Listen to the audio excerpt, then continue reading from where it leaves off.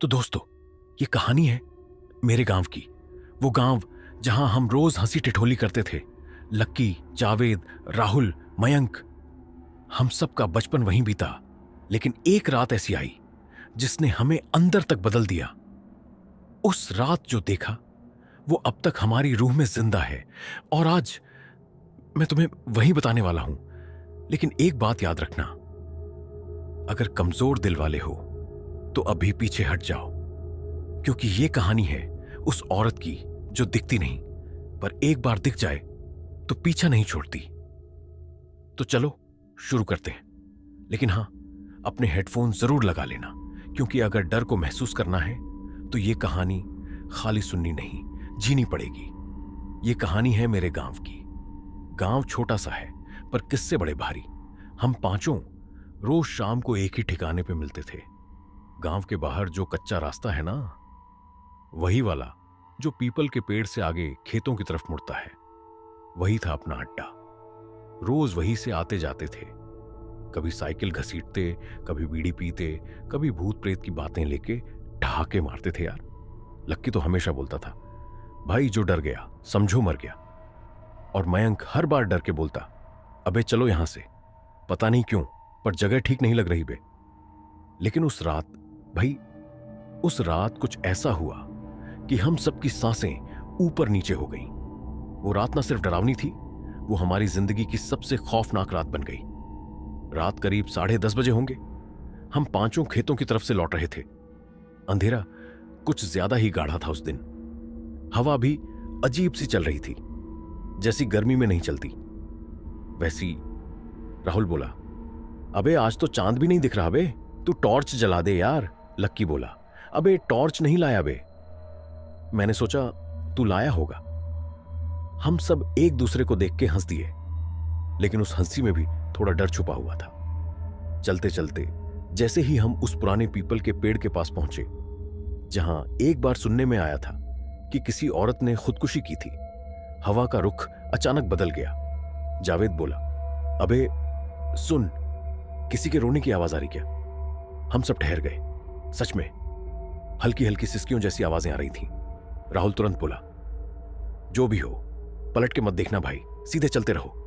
और हम सब उसकी बात मान भी गए। पर जावेद वो ना मानता कभी। उसने धीरे से पलट के देखा, और भाई जो उसने देखा ना भाई, उसके बाद उसका चेहरा ऐसा हो गया जैसे सामने भूत खड़ा हो। आंखें फटी की फटी रह गईं और मुंह से बस एक ही लफ्ज निकला, भागो बे भागो। भाई क्या बताऊं, जावेद की वो चीख सुनते ही सबके पैरों तले जमीन खिसक गई। हम पांचों ऐसे दौड़े जैसे जान बचानी हो।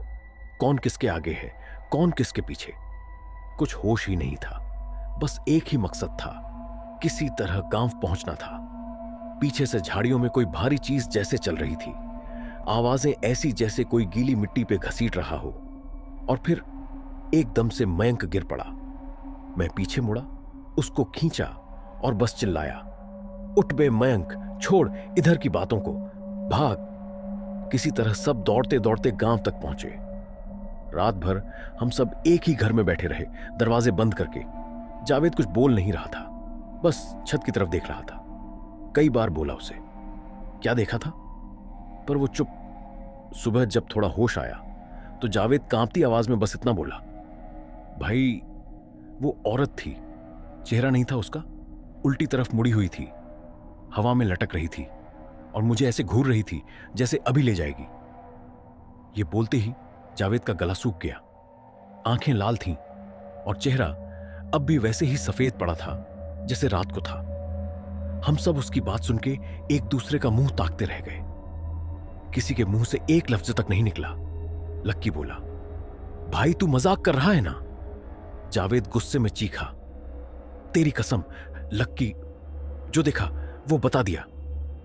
अब तू माने या ना माने, मैं वापस उस रास्ते पे नहीं जाऊंगा, चाहे कुछ भी हो जाए। राहुल का चेहरा भी उतर गया था। हल्के कांपते हुए बोला, भाई मैं तो पहले ही कह रहा था, उस रास्ते में कुछ ना कुछ गड़बड़ है।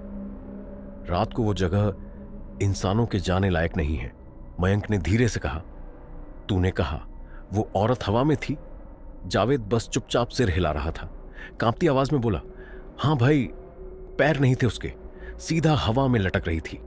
और जब मैंने उसे देखा ना, तो ऐसा लगा भाई जैसे उसकी आंखें सीधा मेरी रूह के अंदर घुस रही हों। भाई वो औरत नहीं थी, वो कुछ और ही था, कुछ बहुत खौफनाक। हम सब उस वक्त वहीं चौपाल के किनारे बैठे थे। सूरज निकल चुका था, लेकिन दिल में अब भी रात जैसा अंधेरा था। मैं बस सोच रहा था जो कुछ जावेद ने देखा, अगर वो हमारे सामने आ जाता तो क्या हम में से कोई जिंदा भी बचता? अबे ये कोई मामूली चीज नहीं थी भाई। गांव के उस रास्ते में कुछ ना कुछ तो ऐसा है जो इंसानों का नहीं है। और वहीं से शुरू हुआ असली खेल। आज भी गांव में कोई उस चीज का नाम नहीं लेता। बस जब उस रास्ते की बात होती है ना, तो लोगों की आंखें सब कुछ बयां कर देती हैं। चेहरा उतर जाता है और माहौल में अजीब सी चुप्पी छा जाती है, जैसे किसी ने हवा को थाम लिया हो। कभी कभी कोई बुजुर्ग बस इतना कहता है, जिसने उस रात उसे देख लिया और फिर भी जिंदा है, वही सबसे बड़ी बात है। और फिर बस खामोशी। कोई कुछ नहीं पूछता और कोई कुछ नहीं बताता। पर जो उस रात हमने देखा था, वो आज तक पीछा नहीं छोड़ता। आंख बंद करो तो फिर से वही औरत दिखती है, चेहरे के बिना हवा में तैरती हुई। और उसकी आंखें, जो एक बार देख ले तो जिंदगी भर भूल ना पाए। मैं, लक्की, जावेद, राहुल, मयंक, हम सब अब तक जिंदा हैं। पर उस रात ने हमें वैसे नहीं छोड़ा जैसे हम थे। पहले जो हंसी मजाक चलता था हर वक्त, अब उसी जगह बस खामोशी चलती है। वो एक रात, वही गर्मियों वाली, जब हम सब यूं ही खेतों की तरफ निकले थे। हवा बिल्कुल ठहरी हुई, जैसे किसी ने रोक रखी हो। हम मजाक कर रहे थे, मोबाइल की टॉर्चें जला रखी थीं, जैसे हमेशा करते थे। लक्की बोला, अबे कुछ अजीब लग रहा है क्या? हम हंसे, बोले, डरपोक है क्या बे? पर जावेद चुप था, उसकी आंखें कुछ और कह रही थीं। और तभी वो दिखी, एक औरत, न चेहरा न आवाज, बस उल्टा सिर और लटकती हुई हवा में। हम सब थम गए, जैसे किसी ने सांस रोक ली हो। वो हमारी तरफ मुड़ी, बिना हिले, बस उसकी आंखें। भाई उसकी आंखें ऐसे घूर रही थीं जैसे सीधा रूह को चीर के आर पार निकल जाए। जावेद तो नीचे ही बैठ गया भाई। उसके हाथ पैर ऐसे कांप रहे थे जैसे जान ही निकलने वाली हो। राहुल की आवाज ही नहीं निकली, बस आंखें फैलती चली गईं। लक्की का गला सूख गया था, कुछ बोल नहीं पाया। और सामने से वो औरत हाथ ऐसे उठा रही थी जैसे सीधे उसकी सांस खींच लेगी। हमारे जिस्म से जैसे जान खिसक गई। मयंक पीछे नहीं पलटा, सीधा दौड़ पड़ा। हम ऐसे भागे जैसे सीधा मौत को छूकर निकले हों। एक सेकंड और रुक जाते तो शायद लौटते ही नहीं। कौन किसके साथ था पता नहीं, बस भाग रहे थे। एक ठंडी हवा का झटका लगा। ऐसा लगा जैसे किसी ने पीठ के पास से धीरे से फूंक मारी हो। गांव तो पहुंच गए किसी तरह, लेकिन चौपाल तक पहुंचते पहुंचते सबकी हालत ऐसी थी जैसे अभी गिर पड़ेंगे। सबके चेहरे उड़े हुए। जावेद एक ही लाइन बोला, भाई वो औरत नहीं थी, कुछ और थी। उसकी आंखें अब भी कांप रही थीं, जैसे अब भी वो चीज उसके सामने खड़ी हो। मैं, लक्की, राहुल, मयंक सब उसके चेहरे को देख रहे थे, पर उसका चेहरा नहीं, उसकी आंखें डर बोल रही थीं। वो किसी और दुनिया की चीज थी भाई। इंसान की तरह दिखती जरूर थी, पर जब वो पलटी ना, उसका चेहरा नहीं था। चेहरे की जगह एक काली पड़ी खाई थी भाई, ऐसी कि देखो तो लगता है आंखें अंदर खिंच जाएंगी। अब लक्की खड़ा हो गया, बोला, भाई चलो ना, सब भूल जाते हैं, किसी को मत बताओ, जो हो गया हो गया। लेकिन जावेद ने उसे पकड़ लिया। भूल जाऊं? भाई आंखें बंद करते ही सामने आ जाती है वो, हवा में तैरती हुई उसकी उंगलियां। भाई वो उंगलियां मुझे नींद में भी जकड़ लेती हैं। हम सब एकदम शांत, कुछ देर तक सिर्फ सांसों की आवाज थी। फिर राहुल धीरे से बोला, भाई उस रात जब हम पीछे मुड़े थे ना, तो एक झोंका ऐसा लगा था जैसे कोई सीधा कान के पास से गुजरा हो। मैं तो समझा कोई पेड़ की टहनी है, लेकिन अब लगता है वो ही थी भाई। वो औरत नहीं, वो साया था। मयंक ने अब तक कुछ नहीं बोला था। फिर उसने एक बात कह दी जिसने सबकी रूह कंपा दी।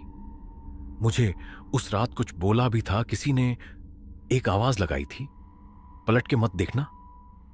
सन्नाटा, एकदम घना सन्नाटा, जैसे वक्त भी डर के ठहर गया हो। मैंने मयंक की तरफ देखा, उसकी आंखों में पानी था। भाई मैं नहीं पलटा, लेकिन जिस वक्त तुम लोग चीख रहे थे ना, मुझे लगा अगर मैं पलटा तो वहीं खत्म हो जाऊंगा। जावेद अब फिर बोला, वो औरत नहीं थी भाई, वो ना कोई भूत था, ना आत्मा, ना वो डर था जो हमने कहानियों में सुना था। वो कुछ अलग ही चीज थी, वो कुछ और ही था, जैसे कोई और दुनिया हो जो इस रास्ते से हमें देखती हो।